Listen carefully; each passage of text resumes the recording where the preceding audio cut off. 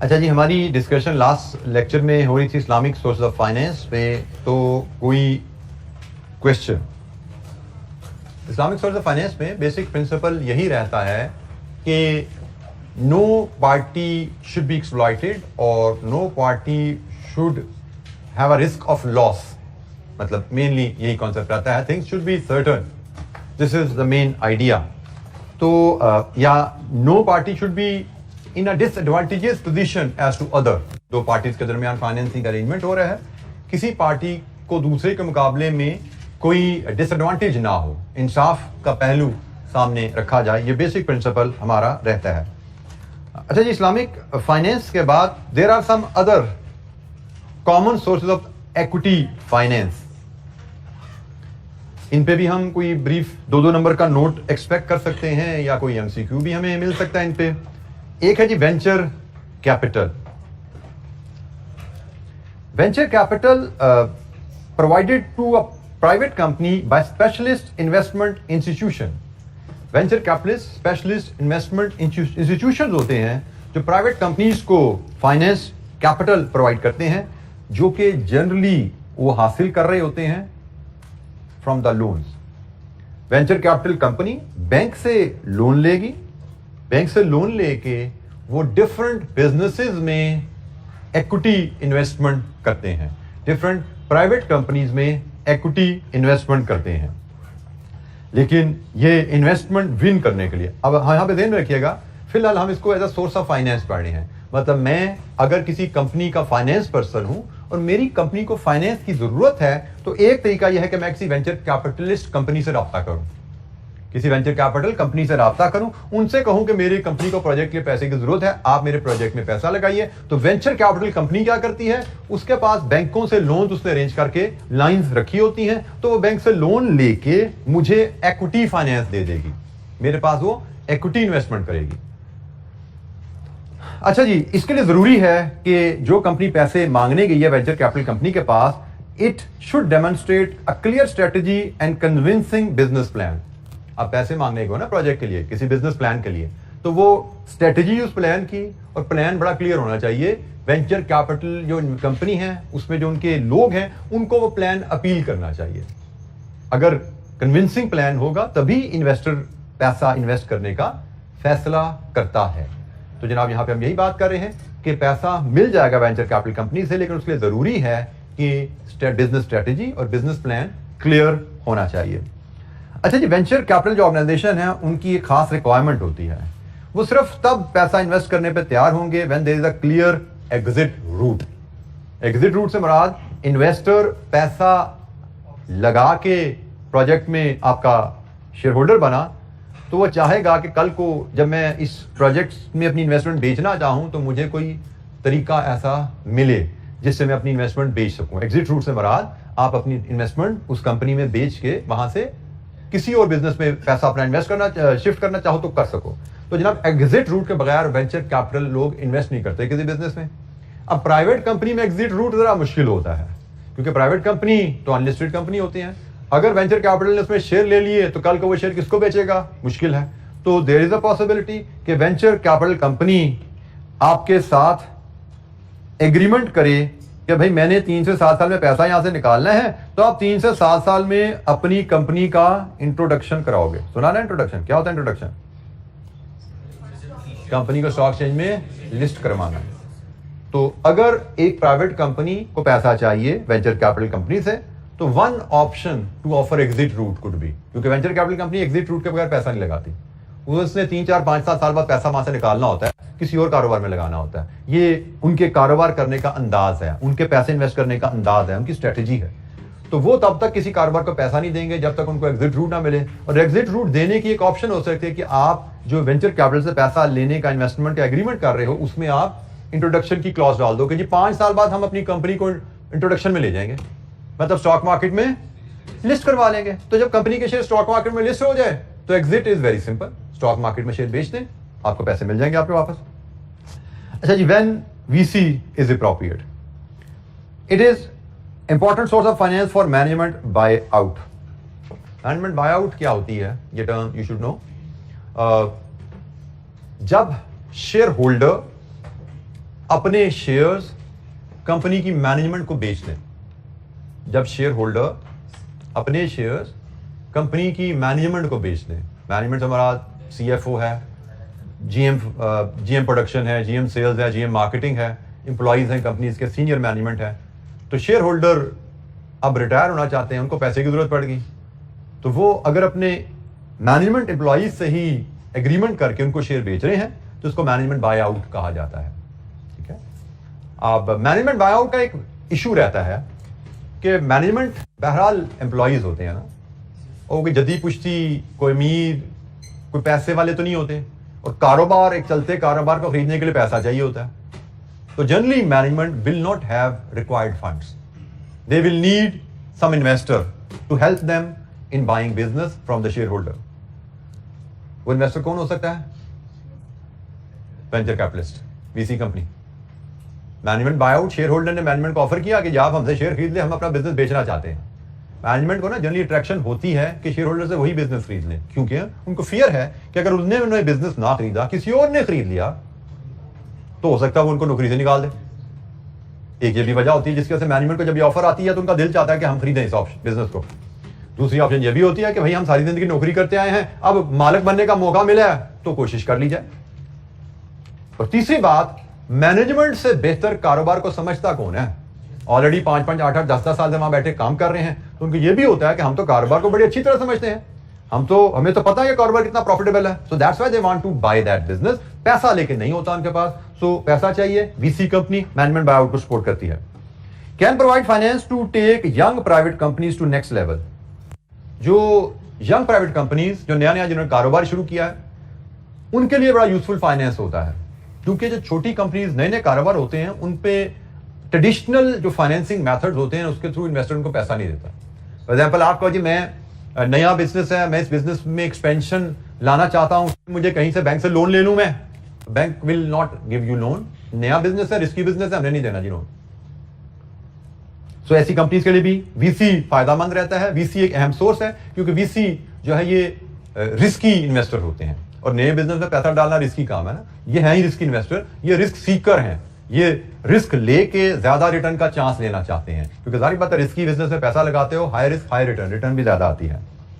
May provide cash to startups but this is less likely, मतलब नया कारोबार शुरू करने के लिए भी पैसा दे सकते हैं, but this is less likely. Normally VC वहीं पे पैसा देते हैं जहां पे कारोबार शुरू हो चुका है, इनिशियल फेजेस में है, और उसको कहीं ट्रेडिशनल सोर्स ऑफ फाइनेंस से पैसा नहीं मिल रहा, तो ये एक नॉन ट्रेडिशनल कह लीजिए थोड़ा सा सोर्स ऑफ फाइनेंस होता है, VC वेंचर कैपिटल। 2 नंबर का नोट हमें इस पे आ सकता है, business angels. Business angels are wealthy individuals. Wealthy individuals हैं जिनके पास पैसा है लेकिन कारोबार की ऑप्शन नहीं है, कारोबार की स्किल नहीं है, तो ऐसे लोग भी लोगों के कारोबार में पैसा इन्वेस्ट करने पे तैयार होते हैं। They invest directly in small businesses, usually bye purchasing new equity share. New equity share, किसी एग्जिस्टिंग शेयर होल्डर से शेयर नहीं लेते, ये उन बिजनेसेस में पैसा डालते हैं जिन बिजनेसेस को एक्सपेंशन में जाने के लिए पैसा मजीद चाहिए। जब एग्जिस्टिंग शेयर होल्डर अपना शेयर बेचते हैं ना, वो पैसा कंपनी को नहीं जाता, वो शेयर होल्डर की जेब में जाता है। अच्छा जी, business angels they invest only in those businesses जिनको एडिशनल फाइनेंस चाहिए। एग्जिस्टिंग शेयर होल्डर शेयर बेचते हैं तो वो पैसा कंपनी की जेब में नहीं जाता, एग्जिस्टिंग शेयर होल्डर की जेब में जाता है। कंपनी को पैसा चाहिए तो कंपनी को नए शेयर इशू करने हैं, तो बिजनेस एंजल्स नए शेयर्स में पैसा इन्वेस्ट करता है, सिर्फ उन बिजनेस में पैसा इन्वेस्ट करेगा जिनको पैसे की जरूरत है। शेयर होल्डर्स को पैसा नहीं देता, कंपनी को पैसा देता है।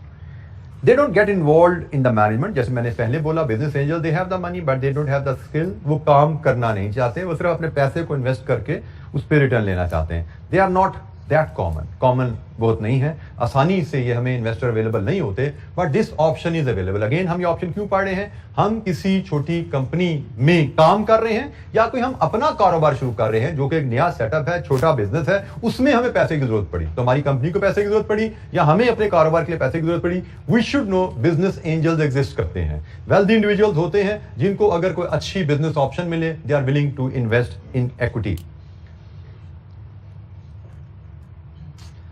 When appropriate, business angels are a way of small companies to raise equity finance, normally at the very start of their life. बिल्कुल इनिशियल पीरियड में जब बिजनेस अभी बन रहा है, एम्ब्रियोनिक स्टेज पे है, उस स्टेज पे फाइनेंस की जरूरत है, तो business angels can be helpful. Private equity funds,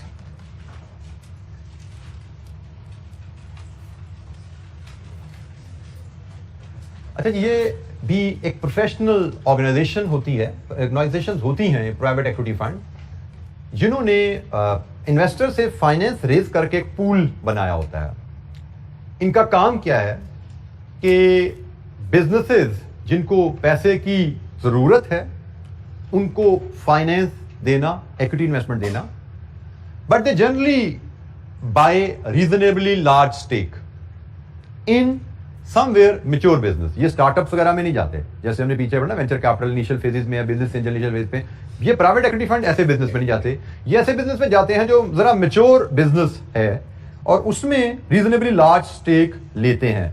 large stake could be 30% और मोर, 30% और मोर। ये कैसे काम करेंगे? There are different ways in which they may work, लेकिन इनका टिपिकल स्टाइल जो होता है प्राइवेट इक्विटी फंड्स का, they would like to buy majority control of an existing and mature business, and they will try to enhance its value by eliminating inefficiencies or driving growth. कोई एक चलता हुआ business, उसका एक majority control ये लेना चाहेंगे, ये मेजोरिटी कंट्रोल एक चलते हुए बिजनेस का लेना चाहेंगे, कंट्रोल मतलब मैनेजमेंट में शामिल होना चाहेंगे। ये इनका मकसद क्या होगा कि हम मैनेजमेंट में शामिल हों, और बिजनेस शायद जो लोग चला रहे हैं, मैनेजमेंट जो है इसकी शायद वो इतनी प्रोफेशनल नहीं है। हम with our experience we can remove inefficiencies from the business and we can put the business on the growth track.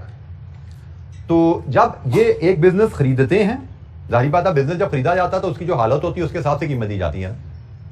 फिर ये उसकी मैनेजमेंट में आएंगे, उस बिजनेस की हालत को बेहतर कर देंगे, बिजनेस को ग्रोथ के ट्रैक पर डाल देंगे।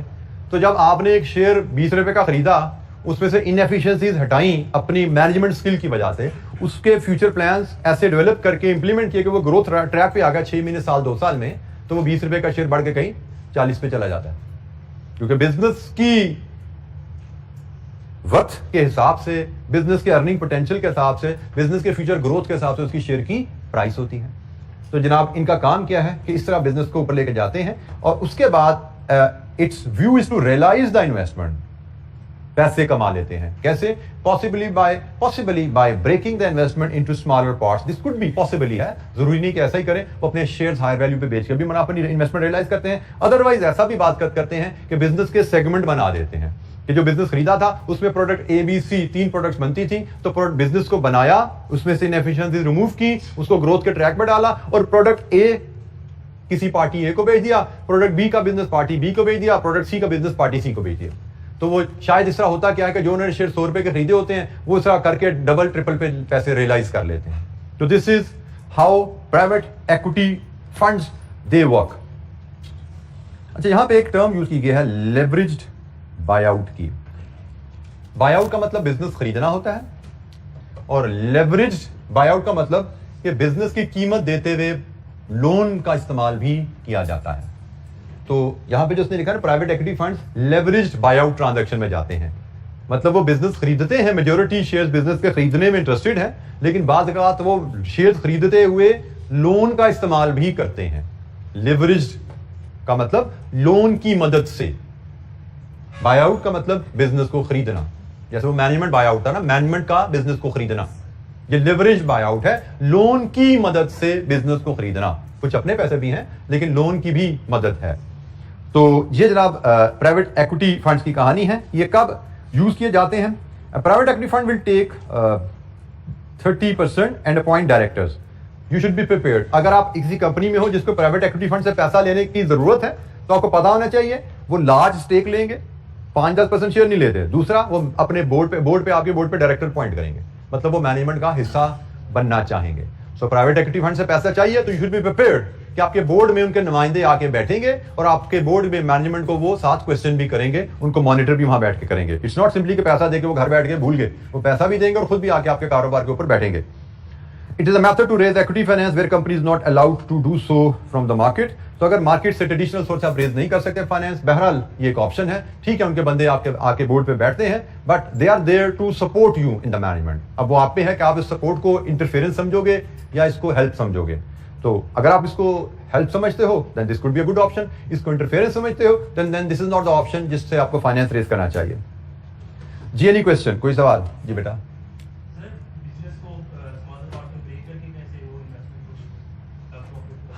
बेटा आप आगे हम चलेंगे, आपके साथी ने सवाल किया बिजनेस को स्मॉलर पार्ट में कैसे ब्रेक करके बेचा जा सकता है। अभी हमारा बड़ा लिमिटेड सा स्कोप है हमारे सिलेबस का। ये सिलेबस आपके सामने सही ट्रू शेप में ओपन अप होगा C5 4 में। बिजनेस को स्मॉलर पार्ट्स में ब्रेक करना, खासकर बिजनेसेस इतने ग्रो कर जाते हैं। आपने शुरू किया था, छोटा सा बिजनेस था, 1 प्रोडक्ट थी, 2 प्रोडक्ट थी, 3 प्रोडक्ट कर ली, फिर तीनों प्रोडक्ट्स ग्रो करते करते इतनी बड़ी हो गई हैं कि वो एक अम्ब्रेला के तहत उनको मैनेज करने में दिक्कत आनी शुरू हो जाती है बास का। तो इट लुक्स फिजिबल कि इनको 3 टुकड़ों में 3 अलग-अलग कंपनियां बना दी जाए। ए लिमिटेड बना के प्रोडक्ट ए का बिजनेस उसको ट्रांसफर कर दिया जाए। अकाउंटिंग रिपोर्टिंग लीगल साइड क्या है उस पर हम नहीं जाते। बी लिमिटेड बना के प्रोडक्ट बी का बिजनेस उसको ट्रांसफर कर दिया जाए। सी लिमिटेड बना के प्रोडक्ट सी का बिजनेस उसको ट्रांसफर कर दिया जाए और एबीसी लिमिटेड जो पुरानी कंपनी थी वो बंद हो जाए। तो अब एबीसी लिमिटेड बंद होगी है, ए लिमिटेड एक कंपनी बन गई, बी लिमिटेड दूसरी बन गई, सी लिमिटेड तीसरी बन गई, तीनों के अलग-अलग सीईओज हैं। और शायद एबीसी लिमिटेड के शेयर होल्डर थे वो सारे ही ए बी सी तीनों में शेयर होल्डर थे, लेकिन अब ये 3 छोटी कंपनीज बन चुकी हैं। पहले एबीसी लिमिटेड एक बड़ी कंपनी थी, अब ये 3 छोटी कंपनीज बन गई हैं। तो कॉर्पोरेट कैसे इनको चेंज किया जाता है, लीगल साइड जैसे मैंने कहा, अकाउंटिंग साइड, उस पर हम नहीं जा रहे, हमारा स्कोप नहीं है। बट बड़े बिजनेसेस को छोटे कंपोनेंट्स में डिवाइड किया जाता है, और जब छोटे कंपोनेंट में डिवाइड कर दिया तो उनको बात का आप कोई ए बेचना चाहो तो ए बेच दो, बी बेचना चाहो तो बी बेच दो, सी बेचना चाहो तो सी बेच दो, तीनों कंपनीज बेचना चाहो तो तीनों कंपनीज बेच सकते हो। लेकिन एबीसी जब एक कंपनी है तो वो बड़ी कंपनी है, बड़ी कीमत है उसकी, उसको बेचना मुश्किल होता है। तो ये भी एक रीजन होती है कि बड़ी कंपनी को बेचना मुश्किल है, उसके ग्राहक कम मिलते हैं, छोटी कंपनी का ग्राहक मिल जाते हैं। तो आप बड़ी प्रोडक्ट, जैसे बड़ी कंपनी, आप मार्केट में गए, आपने कहा जी मुझे 150 चाहिए, वो कहेंगे 150 तो हमारे पास नहीं, 100 ले लो। आपने उसके 3 हिस्से किए, आपने 3 हिस्से किए, 50 50 50। अब आपने 50 की कंपनी ऑफर की, हो सकता है 45 में सौदा हो जाए आपका, हो सकता है 40 में हो जाए। फिर 50 की कंपनी ऑफर की, 40 45 में सौदा हो गया। फिर तीसरी 50 की ऑफर की, 40 45 में सौदा हो गया। तो पहले जब इकट्ठी थी 150 मांग रहे थे आप, कोई नहीं दे रहा था, 100 से ऊपर कोई जा नहीं रहा था। अब 3 सेगमेंट हो गए हैं तो शायद 40-40 करके आपने 120 की बेचनी है तीनों कंपनीज। तो स्मॉलर सेगमेंट्स में you are able to fetch better prices. जी बेटा, बिल्कुल हमने कहा वो कंपनी जो ट्रेडिशनल सोर्स से फाइनेंस नहीं ले सकते। अगर कोई लिस्टेड कंपनी आपकी, फिर तो आप आईपीओ से पैसा ला सकते हो ना, क्योंकि वो तो वो ऑप्शन ओपन है। हम तो उन बिजनेसेस की बात कर रहे हैं जो ट्रेडिशनल सोर्स से फाइनेंस रेज नहीं कर सकते। ये सारे सोर्सेज उन्हीं की हमने बात की है। हमने वीसी बात की, वो उन्हीं कंपनीज की है। हमने बिजनेस एंजल्स की बात की, हमने प्राइवेट इक्विटी फंड की बात की। ये उन्हीं कंपनीज के लिए इक्विटी ऑप्शन है जो ट्रेडिशनल मेथड से इक्विटी फाइनेंस रेज नहीं कर सकते। जी कोई सवाल? जी बेटा।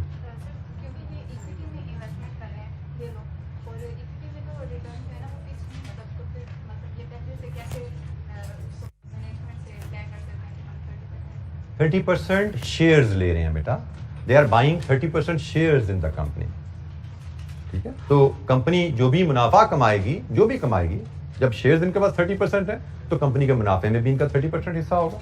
They are not demanding return, 30% return नहीं है, 30% शेयर्स की बात हो रही है। जी एनी अदर क्वेश्चन? लिवरेज्ड का मतलब लोन की मदद से।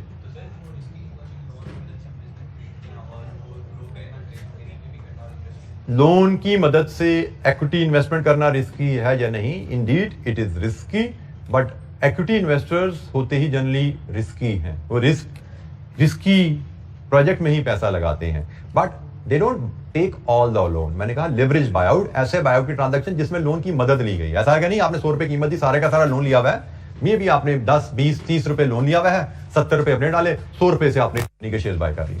लिवरेज बायआउट जिसमें लोन की मदद शामिल है, सारा लोन नहीं है। जी एनी क्वेश्चन? कोई और सवाल? अच्छा जी, ये एक और छोटा स्टैंड लोन, छोटा सा टॉपिक है, एसेट सिक्योरिटाइजेशन एंड सेल।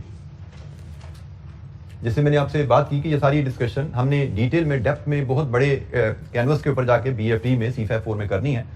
ये सारे पॉइंट्स शायद वहाँ पे हमारे सामने दोबारा आने वाले हैं, लेकिन ये उनकी फाउंडेशन हम यहाँ पे बेस के लिहाज से थोड़ा डिस्कशन कर रहे हैं, ताकि आप आर्टिकल में जब जाएंगे इंशाअल्लाह कैफ के बाद, तो वहाँ पे भी कोई फाइनेंस रिलेटेड कुछ टर्म डिस्कस हो, तो you should be familiar with these terms. अच्छा जी, एसेट सिक्योरिटाइजेशन एंड सेल, ये क्या ट्रांजैक्शन है? ये खास नेचर की ट्रांजैक्शन होती है। Let's read through this transaction. Conversion of existing, होता क्या है इसमें जी? Conversion of existing assets into marketable security. Existing asset को मार्केटेबल सिक्योरिटी में कन्वर्ट करना, this is known as asset back securitisation. और अगर conversion of future cash flows into marketable securities, this is known as future flows securitisation.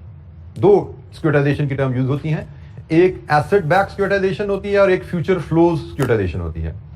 अच्छा जी, एक typical transaction हम discuss करते हैं जिससे आपको ये सिक्योरिटाइजेशन की टर्म थोड़ी सी समझ आएगी।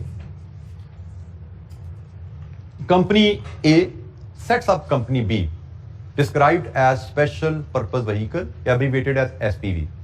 कंपनी ए ने एक कंपनी बी बनाई जो कि SPV है, स्पेशल पर्पस व्हीकल है, खास मकसद के लिए बनाई है। स्पेशल पर्पस व्हीकल ऐसी कंपनी को कहते हैं जो रूटीन किसी कारोबार के लिए नहीं बनाई जाती, किसी खास मकसद के लिए बनाई जाती। वो मकसद क्या है? And transfer an asset to it. A company B बना के अपना एक एसेट उसको ट्रांसफर करती है। वो एसेट क्या है? Right to future cash flows, right to future cash flows. For example, company के पास एक रेंटेड बिल्डिंग है, कंपनी ए के पास एक रेंटेड बिल्डिंग है, तो कंपनी जिसके अगले 10 साल के रेंटल के एग्रीमेंट्स हुए हुए हैं, तो कंपनी ए ने कंपनी बी बना के वो बिल्डिंग कंपनी बी को ट्रांसफर की। Right to future cash flows B को ट्रांसफर हुआ। बी ने क्या किया? बी ने issues securities to investors for cash. B के पास जब बिल्डिंग आई तो बी इन्वेस्टर के पास गई, से डेट इन्वेस्टर के पास गई और उनको कहा जी मैं TFC डिवेंचर इशू करना चाहती हूं, तो आप मुझे से 10 करोड़ दीजिए, मैं उस पर सालाना आपको 8% इंटरेस्ट रिटर्न मिलेगी आपको। इन्वेस्टर ने कहा जी रिटर्न कहां से आएगी? ये बिल्डिंग, ये किराए के एग्रीमेंट, यहां से मुझे सालाना इनकम आनी है, इस इनकम से मैं आपको रिटर्न पे कर पाऊंगी। कंपनी की तरफ से जवाब था। पैसे किस लिए चाहिए? ताकि ए को बिल्डिंग की कीमत देनी है हमने। ए ने बी को बिल्डिंग दी है तो कीमत नहीं लेनी उसने, तो बी ने ऑप्शन क्या बनाई कि भाई मेरे पास बिल्डिंग है जिससे मैं रेंटल इनकम कमाती हूं, तो मुझे आप पैसा दीजिए ताकि मैं इस बिल्डिंग की कीमत अदा करूं और इस बिल्डिंग के रेंट से जो आएगी उसका आपका मैं इंटरेस्ट और रीपेमेंट का बंदोबस्त करूं। तो जनाब ये बी ने क्या किया? These investors are then entitled to benefit that will accrue from the asset that is rent of the premises in our example.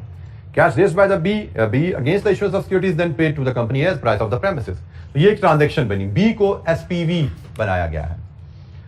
अच्छा जी, ये कब किया जाता है काम? इस मकसद क्या है इस काम का, इस ट्रांजैक्शन का?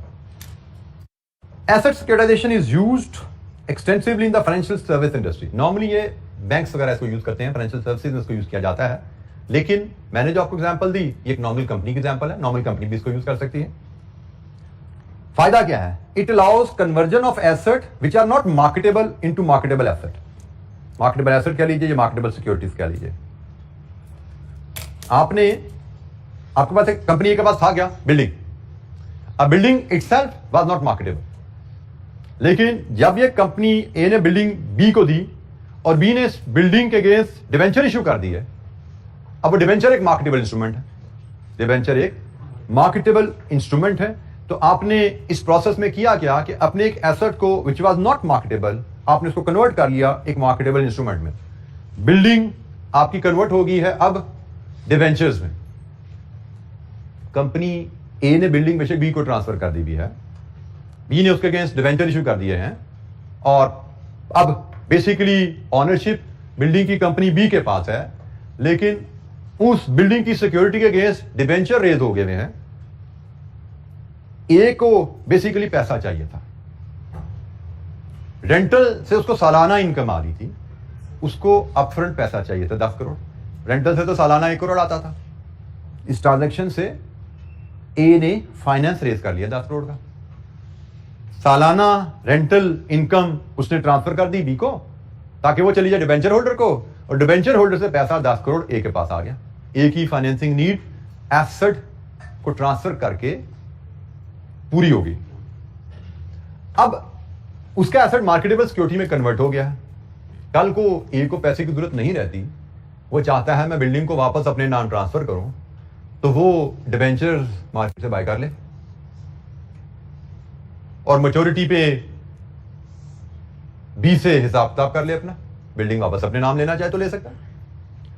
तो बिल्डिंग भी देखा जाए तो बी के पास है, जो कि बेसिकली एक ही कंपनी है ना, तो बिल्डिंग की ऑनरशिप भी सिक्योर्ड है और बिल्डिंग को वापस लेना भी कोई मसला नहीं। जब पैसे होंगे मार्केट से उसके डेट को रिडीम करके बिल्डिंग को रिलीज करवा के बिल्डिंग भी वापस आ जाएगी और फिलहाल कैश फ्लो नीड भी आपकी पूरी होगी। It allows the company to borrow at rates, ये एक बड़ा अहम फायदा है जी। It borrows the company to borrow at rates that are commensurate with the rating of the asset which could be better than the rating of the company. ये एक बड़ा अहम पॉइंट है जी। एसेट सिक्योरिटाइजेशन बाज़ का सस्ते रेटों पे लोन लेने के लिए भी किया जाता है। एक आर्गुमेंट आप में से कोई ये भी दे सकता था कि ए खुद भी तो डिबेंचर इशू कर सकती थी, बिल्डिंग तो ए के पास पड़ी हुई ना, बिल्डिंग ए के पास थी, ए खुद भी चाहती तो बिल्डिंग बी को बेचने की बजाय अपने पास बिल्डिंग थी यहीं से डिबेंचर ऑफर कर देती कि बिल्डिंग ये खड़ी हुई है तो इसमें मुझे पैसे चाहिए, ये बिल्डिंग आपको सिक्योरिटी में देता हूं, मुझे पैसे दीजिए जी, आप इस बिल्डिंग के रेंट से मैं आपको इनकम पे कर दूंगा, ये पैसे मैंने प्रोजेक्ट वाई में लगाने हैं। ए खुद भी ऑफर कर सकती थी, लेकिन ए की इस ऑफर में मसला क्या होना था, इन्वेस्टर ने सोचना था कि ए के पास बिल्डिंग तो है लेकिन ए हमसे पैसा ले किस लिए रहा है, प्रोजेक्ट एक्स वाई जेड में लगाने के लिए। तो कल को अगर प्रोजेक्ट एक्स वाई जेड में ए को नुकसान हो गया तो हमें रीपेमेंट नहीं कर पाएगा ए, डिफॉल्ट में जाएगा ए, डिफॉल्ट में जाएगा तो बिल्डिंग हमें कोर्ट के थ्रू बेचनी पड़ेगी, हमारे खर्चे भी होंगे, डिले भी होंगे, नुकसान भी होगा। लेंडर थोड़ा घबराएगा लोन देते हुए ए को, क्योंकि लेंडर लोन दे रहा है ए को और ए के और भी कारोबार हैं जिसमें नुकसान का अंदेशा है। लेंडर को रिस्क नजर आता है ए को लोन देने में, लेकिन जब ए वही बिल्डिंग बी को ट्रांसफर करे, अब लेंडर की सोच क्या है कि भाई बी को किस लिए लोन चाहिए, बिल्डिंग खरीदने के लिए। बी कहां से पैसे देगा, बिल्डिंग के रेंटल से। बी के कारोबार में कोई रिस्क है, बी का कारोबार तो सिर्फ एक रेंटल का है ना, तो रेंटल के कारोबार में तो कोई रिस्क नहीं है, तो बी की कंपनी को तो फ्यूचर में नुकसान होने का कोई अंदेशा ही नहीं है। तो बी जो बात कर रहा है वो विदाउट, उसके चांसेस हैं कि वो उसको ऑनर कर पाएगा, क्योंकि उसके पास कोई ऐसा रिस्क नहीं है, कोई ऐसा बिजनेस नहीं है जिसमें उसको कोई पैसे डूबने का अंदेशा हो। वही बिल्डिंग ए के पास थी, इन्वेस्टर ए को देखते पैसा देते हुए हिचकिचा रहा था, क्योंकि ए के पास और भी कारोबार हैं, ए ने दूसरे बिजनेस से और भी कर्जे लिए हुए हैं। हम ये पहले ही बात कर चुके हैं सोर्स ऑफ फाइनेंस में, तो पहले ही कर्जे लिए हुए हैं, पहले भी ए ने पता नहीं किस किस बैंक के पैसे देने हैं, तो हमें भी पैसा मांग रहा है, ठीक है बिल्डिंग है, रेंट है, लेकिन कंपनी तो ए ही है ना, तो ए जब डिफॉल्ट करेगी तो सारा का डिफॉल्ट हो जाएगा, हमारा भी हो जाएगा। लेकिन यही जब बिल्डिंग बी के पास ट्रांसफर हो जाती है तो अब वही बिल्डिंग है, वही ए की ओनरशिप में है, लेकिन सेपरेट एंटिटी है। अब इन्वेस्टर सिक्योर फील कर रहा है कि भाई बी के पास तो बिल्डिंग है, बस एक ही कारोबार है, उसी के लिए हम पैसे दे रहे हैं, उसी की इनकम से हमें पैसा वापस आएगा, तो इन्वेस्टर सिक्योर फील करता है। यही चीज यहां पे लिखी गई है कि it allows company to borrow at rates that are commensurate with the rating of the asset. Building की वजह से लोन मिल रहा है, बिल्डिंग की बेसिस पे लोन मिल रहा है, उसका रेट अच्छा हो सकता है, जबकि कंपनी की रेटिंग खराब हो सकती है, कंपनी में पैसा डूबने का खतरा है। इस बिल्डिंग में पैसा डूबने का खतरा नहीं है, बिल्डिंग जब तक ए के पास है तो आप ए को लोन दे रहे हो, बिल्डिंग जब बी के पास चलेगी तो आप बिल्डिंग के लिए सिर्फ बी को लोन दे रहे हो, पैसा सिक्योर हो जाता है, अच्छे रेट पे, कम इंटरेस्ट रेट पे लोन मिल जाता है। जी बेटा,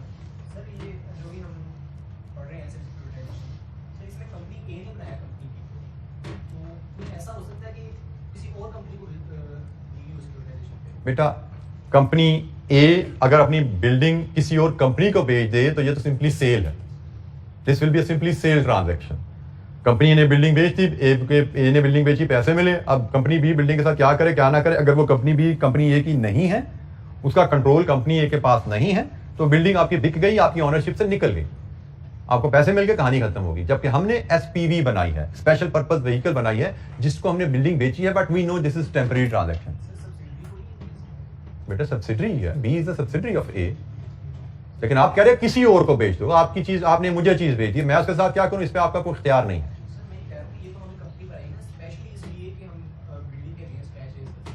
अब आपका कहना है अपनी किसी एग्जिस्टिंग कंपनी को बेच दें, हम बिल्डिंग अपनी किसी एग्जिस्टिंग कंपनी को बेच दें, तो फिर वही मसला है जो बिल्डिंग जब ए में था वो मसला था।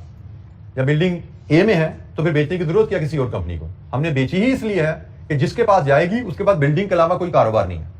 एसपीवी स्पेशल पर्पज व्हीकल है, लेंडर को पैसा देने वाले को नजर आ रहा है कि इस कंपनी का कोई और कारोबार नहीं है, इसको पैसा देना कोई ज्यादा खतरे वाली बात नहीं है, सिर्फ बिल्डिंग में इन्होंने पैसा लगाया हुआ है और रेंट वहां से आ रहा है और इसमें रिस्क नहीं है।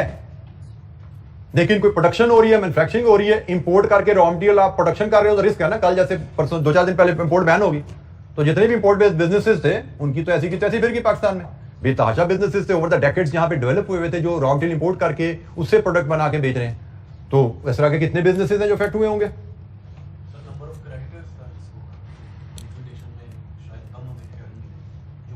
जी, कंपनी ए अगर अपने पास से डिबेंचर इशू करेगी बिल्डिंग अपने पास रख के तो लेंडर को रिस्क रहेगा डिफॉल्ट का भी, और in the event of default recovery कितनी होती है उसका भी रिस्क रहेगा। लेकिन जब ये बिल्डिंग कंपनी बी के पास चली जाती है तो लेंडर को पता है कि भाई कंपनी बी के लेनदार सिर्फ हम हैं और किसी ने कंपनी बी से पैसा नहीं लेना। तो जो भी अगर खुदा ना खास्ता डिफॉल्ट, पहली बार डिफॉल्ट होने के चांसेस कम है, अगर डिफॉल्ट हुआ भी तो सारा पैसा हमारे पास ही आएगा और कोई लेने वाला कंपनी बी से नहीं है। एसपीवी कंपनी बी बनी ही सिर्फ इस मकसद के लिए है। अच्छा जी, अभी तक हमने investment source of finance raise करने की बात की। ये थोड़ी सी डिस्कशन हटके इन्वेस्टमेंट के ऊपर है। फाइनेंस डिपार्टमेंट में कंपनी को सिर्फ फाइनेंस रेज करने की जरूरत नहीं पड़ती, बात कर बिजनेसेस के बाद सरप्लस पैसा भी आ जाता है। जो सरप्लस पैसे को कहीं इन्वेस्ट करना होता है वो भी फाइनेंस मैनेजर का ही रोल होता है। As a finance manager company को पैसे की जरूरत है, वो भी हमने रेज करना है, कहां से लाना है हमारा फैसला होगा, उसको हमने अरेंज करना है। और कंपनी के पास अगर सरप्लस पैसा है, किसी बिजनेस में कोई जैकपॉट लगा, सरप्लस पैसा आ गया, उसको कहीं पार्क करना है, कहीं इन्वेस्ट करना है कारोबार से हटके, अपने कारोबार से हटके, तो भी हमारा ही फैसला होता है। तो जनाब, जब हम कारोबार पैसे की इन्वेस्टमेंट की बात करते हैं तो एक छोटा सा टॉपिक हमें इस पे भी 2-4 नंबर का नोट आ सकता है। There are 2 types of investment, direct investment and indirect investment. Direct investment में इन्वेस्टर ओन ऑल और part of an asset, directly asset खरीदते हो। फॉर एग्जांपल आपने पैसा लगाना है तो आप बिल्डिंग खरीद लो, आप एक बिल्डिंग खरीद लो, आपका सरप्लस पैसा है, आपने कहा जी हम एक छोटा सा प्लाजा ये खरीद लेते हैं, दिस इज डायरेक्ट इन्वेस्टमेंट। सारा खरीद लो, या आपको लगा प्लाजा ज्यादा है, मेरे पास आधे पैसे हैं, तो दोस्त से मिलकर पार्टनरशिप में ले लो, 50-50% पैसा डाल के ले लेते हैं। तो आप ऑल और पार्ट ऑफ एसेट खरीदो, this is called direct investment. Indirect investment क्या है कि आप बिल्डिंग नहीं खरीदते, वो बिल्डिंग जिस कंपनी की ऑनरशिप में है उस कंपनी में शेयर खरीद लेते हो। वो बिल्डिंग कंपनी एक्स लिमिटेड की है, एक्स लिमिटेड के पास एक नहीं 6 बिल्डिंग्स हैं, एक्स लिमिटेड ने 6 बिल्डिंग्स खरीद के किराए पे दी हुई हैं। तो आपने बिल्डिंग लेके किराए पे देनी थी ना, तो आपने कहा जी मैं अपनी बिल्डिंग खरीदने के मेरे पास पैसे नहीं है, तो मैं एक्स लिमिटेड के शेयर ले लेता हूं। पूरी बिल्डिंग खरीदने के पैसे नहीं है, एक्स लिमिटेड के शेयर ले लेता हूं। तो अगर मैं एक्स लिमिटेड का शेयर होल्डर हूं और एक्स लिमिटेड बिल्डिंग्स की मालिक है तो इनडायरेक्टली मैंने पैसा बिल्डिंग में लगा दिया ना। This is called indirect investment, कि आप investor gains exposure to the risk and rewards of an underlying asset without actually owning it. Building की ओनरशिप डॉक्यूमेंट देखोगे उसमें मेरा नाम नहीं है, उसमें एक्स लिमिटेड का नाम है, लेकिन बिल्डिंग के रिस्क एंड रिवॉर्ड्स का असर मेरे तक पहुंचेगा क्योंकि एक्स लिमिटेड का शेयर होल्डर मैं हूं। बिल्डिंग का कोई एप्रिसिएशन है वैल्यू की, उसका फायदा मेरे तक आएगा थ्रू एक्स लिमिटेड। बिल्डिंग में खुदा ना खास्ता कोई नुकसान हुआ है कोई अर्थक्वेक की वजह से, उसका नुकसान थ्रू एक्स लिमिटेड मेरे तक आएगा, लेकिन I am not the owner of the building, मैंने लेकिन एक्सपोजर मेरा है बिल्डिंग के रिस्क एंड रिवॉर्ड्स के ऊपर। तो ये डायरेक्ट और इनडायरेक्ट इन्वेस्टमेंट है। आपके पास जब सरप्लस पैसा है तो आप उसको डायरेक्ट इन्वेस्टमेंट में भी डाल सकते हो, इनडायरेक्ट इन्वेस्टमेंट में भी डाल सकते हो। You should know there are 3 areas जिनकी बेसिस पे आप डायरेक्ट और इनडायरेक्ट इन्वेस्टमेंट को डिफरेंशिएट कर सकते हैं। Divisibility, direct investment usually not divisible है, मतलब बिल्डिंग खड़ी हुई है, लेनी है तो ले लो, मैक्सिमम क्या होगा 2 बंदे मिल जाओगे, 3 बंदे मिल जाओगे। लेकिन इनडायरेक्ट इन्वेस्टमेंट, आपको शेयर चाहिए, एक्स लिमिटेड के 4 करोड़ शेयर हैं, आप 100 शेयर लेना चाहो, 200 लेना चाहो, 1000, 10,000, 20,000, 50,000 जितने मर्जी शेयर ले लो, highly divisible. Direct investment usually non divisible है, इनडायरेक्ट इन्वेस्टमेंट हाईली डिविजिबल है। आपके पास जितने पैसे हैं उस हिसाब से जितना छोटा पोर्शन लेना चाहो उस एसेट का आप उसमें एक्सपोजर ले सकते हो। Liquidity, direct investment generally non liquid होते हैं। बिल्डिंग खरीद ली ना, आपको जी मुझे बिल्डिंग बेचनी है, कल पैसे चाहिए, जितना बड़ा आपका एसेट है उसको बेचने में, उसके पैसे रियलाइज करने में उतना ज्यादा टाइम लगता है। मतलब मे भी 5 मरले का घर है, 6 महीने में पैसे आ जाए, 1 नाल का घर है, हो सकता है 10 महीने लगे, प्लाजा है, हो सकता है 3 साल का एग्रीमेंट होगा, ये 3 साल में पेमेंट करेंगे खरीदने वाला, इलिक्विड है। लेकिन अगर आपने शेयर लिए हुए हैं, हाईली लिक्विड है। शेयर है ना, स्टॉक मार्केट में जाओ, जब मर्जी बेचो, जितने मर्जी शेयर है, आपका 4 करोड़ कंपनी के शेयर है, 4 करोड़ में से 1 करोड़ आपके पास है, 2-4-5 दिन के नोटिस पे पैसे आ जाएंगे आपके पास, सबके केस, ठीक है। तो लिक्विड होते हैं। होल्डिंग पीरियड, ख्याल रखना है कि जनरली अगर आप लॉन्ग पीरियड के लिए पैसा इन्वेस्ट करना चाहते हो, only then you should plan direct investment. मतलब 5, 7, 8 साल के लिए पैसा इन्वेस्ट करना है, 10 साल के लिए पैसा इन्वेस्ट करना है, फिर आप डायरेक्ट इन्वेस्टमेंट में पैसा डालोगे। लेकिन अगर आपने 2, 4, 6 महीने के लिए, साल के लिए पैसा इन्वेस्ट करना है तो indirect investment is an option. तो हम as a finance person investment के भी जिम्मेदार होते हैं। तो पैसा हम कंपनी का डायरेक्ट इन्वेस्टमेंट में भी डाल सकते हैं, इनडायरेक्ट में भी डाल सकते हैं। डायरेक्ट इन्वेस्टमेंट के क्या फीचर हैं, कब हमें डायरेक्ट इन्वेस्टमेंट को प्रेफर करना है, इनडायरेक्ट इन्वेस्टमेंट के क्या फीचर हैं, कब इसको प्रेफर करना है। एमसीक्यू एक आध या 2-3 नंबर का नोट, इन्वेस्टमेंट और डायरेक्ट और इनडायरेक्ट इन्वेस्टमेंट में डिफरेंस आ सकता है। अच्छा जी, एक एस्पेक्ट मैं आपसे शेयर करूंगा। यह एस्पेक्ट इनिशियली बुक पढ़ते हुए तो हमें नजर नहीं आता है कि आपके सिलेबस में, पहले यह पुराने सिलेबस में ये कंपोनेंट हमारे था स्कोप में, लेकिन नया सिलेबस जो आया था बुक में ये चीज़ नजर नहीं आई। लेकिन मैं जब कुछ दिन पहले रिव्यू कर रहा था, इसमें आई के आपके क्वेश्चन बैंक को देख रहा था, तो सम वो क्वेश्चन बैंक में उन्होंने वो सवाल रिटेन किया हुआ था। असूलन तो बात यही बनती है कि भाई जो चीज़ किताब में नहीं है वो सिलेबस में नहीं है, जो चीज़ किताब में नहीं है, बेशक क्वेश्चन बैंक में उस पर सवाल भी आ जाए, वो सिलेबस में नहीं है। लेकिन टॉपिक चूंकि इन्वेस्टमेंट से ही रिलेटेड था और मुझे लगा कि एज अ स्टूडेंट आपके लिए बेनिफिशियल रहेगा उसको जानना, तो मैंने कहा 5 मिनट हम उस पर भी इन्वेस्ट कर देते हैं, कोई उसमें हर्ज नहीं है। क्योंकि ये ऐसी टर्म है जिन पे अक्सर बच्चे कंफ्यूज रहते हैं कि ये क्या है। तो और इस्लामिक फाइनेंस भी हमने पढ़ा है, उससे भी रिलेट होता है। ये मैं एडेंडम आज ही आपसे इस पर शेयर भी कर लूंगा, मैंने इसको डेवलप किया हुआ है। फिलहाल मैं इसको ये एडेंडम यहीं से आपसे डिस्कस करता हूं। Investment and speculation. Stock market में शेयर्स बाय करना इन्वेस्टमेंट भी है, स्पेकुलेशन भी है। इन्वेस्टमेंट इस्लाम में परमिसिबल है और स्पेकुलेशन इस्लाम में हराम है। एक ही काम है, वही काम शेयर्स बाय किया स्पेकुलेशन है, शेयर्स बाय किया ए लिमिटेड के शेयर बाय करना स्पेकुलेशन है, ए लिमिटेड के शेयर बाय करना इन्वेस्टमेंट है। स्पेकुलेशन हराम है, इन्वेस्टमेंट हलाल है। तो how do we differentiate investment और स्पेकुलेशन को? इन्वेस्टमेंट आप तब शेयर्स बाय करने को कहेंगे जब आपने इन्वेस्टमेंट पैसे लॉन्ग टर्म के लिए इन्वेस्ट किए हैं, आपने बाय किया है मे बी 5 साल 7 साल के लिए, कि आज शेयर खरीदा है 5 साल बाद बेचेंगे, वी कॉल इट इन्वेस्टमेंट। आज आपने शेयर खरीदा है इसलिए कि मैंने कल बेचने हैं, दिस इज स्पेकुलेशन। खरीदे लिमिटेड के शेयर हैं इस नियत से कि कल बेचने हैं या 2 घंटे बाद बेचने हैं, मुनाफे के लिए चांस लिया आपने, तो दिस इज स्पेकुलेशन। आज खरीदे हैं इसलिए कि 5 साल के लिए पैसे मेरे पास अवेलेबल है, मैंने 5 साल के लिए इन्वेस्ट कर दिए, 5 साल तक इस कारोबार से जो मुनाफा आएगा वो मैं एंजॉय करना चाहता हूं, this is investment. Attitude toward risk. जब आप इन्वेस्टमेंट कर रहे हैं तो आप रिस्क न्यूट्रल कहलाते हैं, लेकिन जब आप स्पेकुलेशन कर रहे हैं तो आप रिस्क सीकर हैं। रिस्क न्यूट्रल क्या है? वो इन्वेस्टर जो सोच समझ के नाप तोल के डिसीजन ले, वो रिस्क न्यूट्रल कहलाएगा। रिस्क सीकर क्या है? जो सोचे समझे बगैर छलांग मार दे। जैसे अगर आप कंपनी ए में शेयर ले रहे हो 5 साल के लिए, आपने क्या काम किया होगा? आपने कंपनी ए के पिछले 5-7 सालों की परफॉर्मेंस स्टडी की होगी, पिछले 5-7 सालों में इसने कितना मुनाफा कमाया, कितनी रिटर्न देती है ये। फिर आपने सिर्फ पास्ट ही स्टडी किया होगा, आपने उस कंपनी के फ्यूचर के बारे में भी जानने की कोशिश की होगी, कंपनी के फ्यूचर प्लान्स क्या हैं, कंपनी किस रेट से ग्रो करना चाह रही है, कोई नया प्रोजेक्ट भी ला रही है। आपने प्रॉपर स्टडी की होगी कंपनी की, और स्टडी करने के बाद रिस्क को वे करके फिर पैसे डाले कंपनी में। ये कैसे आपने फैसला किया 2 घंटे के लिए? कि आपके एक दोस्त का फोन आया था, यार मैं उधर से गुजर रहा था, मैंने सुना इसकी कीमत बढ़ने वाली है, तू भी ले ले। आपने फटाफट शेयर बाय कर ली। कल तक इसकी कीमत 2 रुपए बढ़ जाएगी, आपने फौरन कहा मेरे लिए दो इसके 1000 शेयर 2000 शेयर बाय कर लो। कोई रिसर्च नहीं, कोई कुछ नहीं, आपने सिर्फ एक फोन कॉल आई थी कहीं से उड़ते उड़ते, आपने बात सुनी थी कि जिस शेयर की कीमत बढ़ने वाली, क्यों बढ़ने वाली आपको पता ही कोई नहीं, आपने वे ही नहीं किया क्या वजह है शेयर की कीमत क्यों बढ़ेगी, आपने बगैर सोचे समझे छलांग मार दी। अब आपको नहीं पता, बड़े ऊपर भी जा सकती नीचे भी जा सकती, that's why it's called speculation. कि आपने इसको वे नहीं किया कि क्या वाकई ही इससे आपको अच्छी रिटर्न आने वाली है, यहां पे आप वे कर रहे हो, यहां पे आप वे नहीं कर रहे, सुनी सुनाई बात पे चल पड़े हो। तो इसलिए हम कहते हैं ये इन्वेस्टर जो स्पेकुलेशन करते हैं वो रिस्क सीकर होते हैं।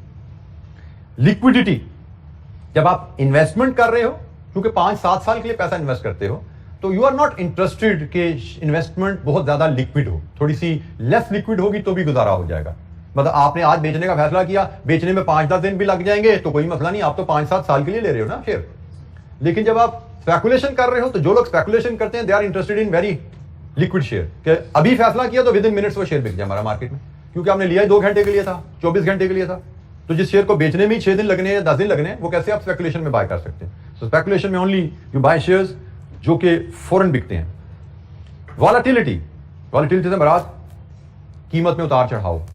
जनरली जो इन्वेस्टमेंट में आप शेयर्स बाय करते हो उनमें जो उतार चढ़ाव है वो कम होता है, और जो स्पेकुलेटर्स होते हैं वो विदाउट नेसेसरली नॉलेज पैसा लगाते हैं, और पैसा लगाते ही जनरली उन शेयर्स में जिनमें उतार चढ़ाव ज्यादा होता है। उतार चढ़ाव ज्यादा होगा तो फायदा मिलेगा ना। अगर कीमत में उतार चढ़ाव ही नहीं आता तो 2 घंटे में कीमत कैसे बदलेगी?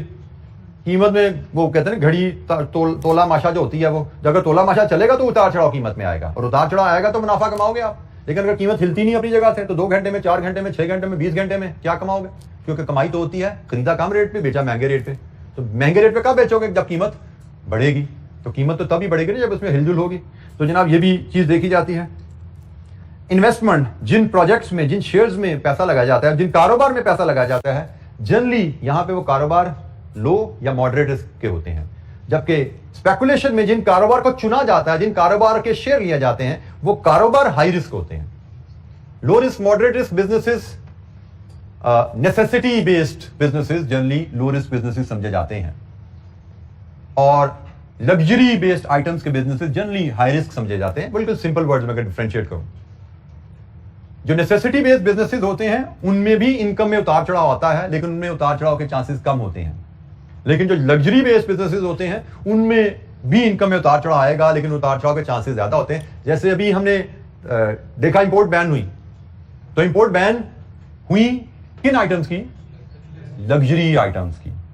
तो ऐसे बिजनेसेस जो लग्जरी आइटम्स की इंपोर्ट बेस्ड बिजनेसेस में थे, उनकी इनकम की ऐसी की तैसी फिर गई। लेकिन ऐसे बिजनेसेस जो नेसेसिटी बेस्ड बिजनेसेस आइटम्स के बिजनेस में थे और इंपोर्ट कर रहे थे, दे रिमेन प्रोटेक्टेड, वो बचे रहे। तो उतार चढ़ाव इनकम में आए, इसको वॉलेटिलिटी कहा जाता है। सो इन्वेस्टमेंट कर रहे हैं तो इन्वेस्टमेंट करते हुए जनरली आप ऐसे बिजनेसेस चुनते हो जिनमें रिस्क, उतार चढ़ाव इनकम में कम है, और वॉलेटिलिटी करते हुए आप ऐसे बिजनेसेस चुनते हो जिनमें उतार चढ़ाव थोड़ा सा निस्बतन ज्यादा है। एक्सपेक्टेड रिटर्न, क्योंकि यहां पे रिस्क लो मॉडरेट है तो रिटर्न भी आप मॉडरेट एक्सपेक्ट कर रहे होते हो, और यहां पे चूंकि आप रिस्क हाई ले रहे होते हो तो रिटर्न भी आप हाई की उम्मीद लगा के बैठे होते हो। रिटर्न आती कहां से है? हमें पता है इन्वेस्टमेंट से रिटर्न 2 सोर्सेस से आती है, एक रेगुलर सालाना रिटर्न और एक कैपिटल गेन। शेयर में डिविडेंड और कैपिटल गेन दोनों होती हैं, और डिवेंचर में भी हमने पढ़ा था इंटरेस्ट एंड कैपिटल गेन बन जाता है वहां पे। सो जो तो इन्वेस्टमेंट होती हैं इनमें दोनों इनकम आएंगी, इनमें एनुअल रिटर्न भी आएगी और कैपिटल एप्रिसिएशन भी मिलेगी।